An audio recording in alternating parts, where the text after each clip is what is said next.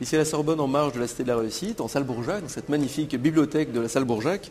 Je suis avec Jean Benardeau. Bonjour monsieur. Bonjour. Vous êtes directeur général de l'HSBC France. Et à ce titre, vous intervenez dans un débat, et là je prends mes notes, je le lis, enjeux et valeurs d'un nouveau capitalisme.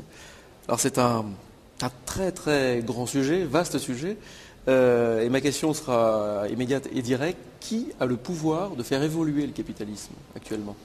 Alors le capitalisme, il faut bien voir ce que c'est. Le capitalisme, c'est une brique du système, une brique de la société dans son entier. C'est la brique qui a vocation à faire marcher la partie économique du système, c'est-à-dire la production de richesse, et à la faire marcher de manière aussi efficace que possible. Alors elle le fait bien et elle le fait mal, parce qu'elle a, comme tout système, toute brique du système, des travers intrinsèques et un certain nombre de comportements personnels qui peuvent être déviants face à ce système. Alors qui peut faire évoluer le capitalisme ? Deux acteurs. D'abord les capitalistes eux-mêmes, en établissant un système de valeurs, une éthique de fonctionnement de leur système qui puisse être le plus partagé et le plus respecté possible.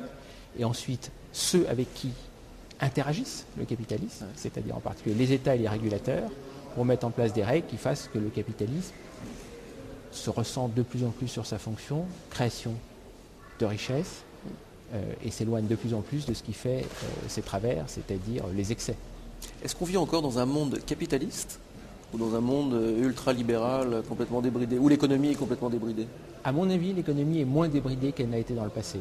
Elle est moins débridée qu'au Moyen-Âge, elle est moins débridée que pendant la Révolution industrielle, elle est moins débridée pendant que la première moitié du XXe siècle, parce que de plus en plus de règles ont été mises en place. D'ailleurs, crise après crise, le capitalisme et les États apprennent des crises pour mettre en place des règles qui ne suffisent jamais à prévoir la crise suivante, mais quand même empêchent les crises précédentes. Et donc je pense qu'on est, en règle générale, dans un capitalisme moins débridé qu'il n'a été, socialement beaucoup plus soft qu'il n'a été dans le passé.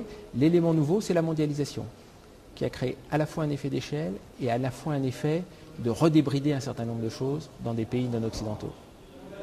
Je voudrais juste parler de la nouvelle économie, de l'économie dite positive également. Est-ce que ça peut être une alternative au capitalisme ou est-ce que ça peut juste être une partie prenante du capitalisme mais pour le faire évoluer ? Alors, l'un des avantages du système capitaliste et des capitalistes eux-mêmes, c'est qu'ils sont très tolérants sur les autres systèmes. Tant qu'on leur laisse un champ économique dans lequel s'appliquent des règles d'efficacité, de libre entreprise, de prise de risque et de rémunération de cette prise de risque, ils tolèrent fort bien qu'à côté, il puisse y avoir autre chose avec lequel ils interagissent sur des bases contractuelles. Et donc l'économie positive n'est pas du tout contradictoire avec un système capitaliste général. Est-ce qu'elle peut s'y substituer ? À la limite, on verra, et c'est même pas au capitalisme de répondre. C'est-à-dire, si vraiment la manière dont elle génère de la richesse, la manière dont elle la partage, crée progressivement une majorité satisfaite, elle prendra de plus en plus de place. Toute dernière question et je vous libère. Une question rituelle que je pose à tous les intervenants, à tous mes invités ici sur cette web TV de la Cité de la Réussite. En 2012, selon vous, que partage-t-on le plus ? Je vais répondre en disant qu'est-ce qu'on devrait partager le plus. Ce qu'on devrait partager le plus en 2012, je crois, c'est l'honnêteté intellectuelle et l'intelligence de la compréhension des phénomènes économiques et de l'analyse de la crise. Si on analyse la crise de manière complètement objective et dépassionnée, on a une chance de faire à la société un pas en avant pour maîtriser les évolutions futures. C'est ça qu'il faut vraiment partager sur une base de transparence et d'honnêteté intellectuelle. Si vous utilisez le conditionnel, ça veut dire que c'est peut-être pas totalement ce qu'on partage actuellement. Ça devrait, mais c'est peut-être pas ce qu'on partage. Il y a encore beaucoup de dogmes, il y a beaucoup d'idées préconçues, et il y a une capacité de dialogue entre le capitalisme et les anticapitalistes qui est encore faible, parce que l'analyse économique a du mal à trouver des bases communes et acceptées par tous. Monsieur Benardeau, merci beaucoup. Merci à vous.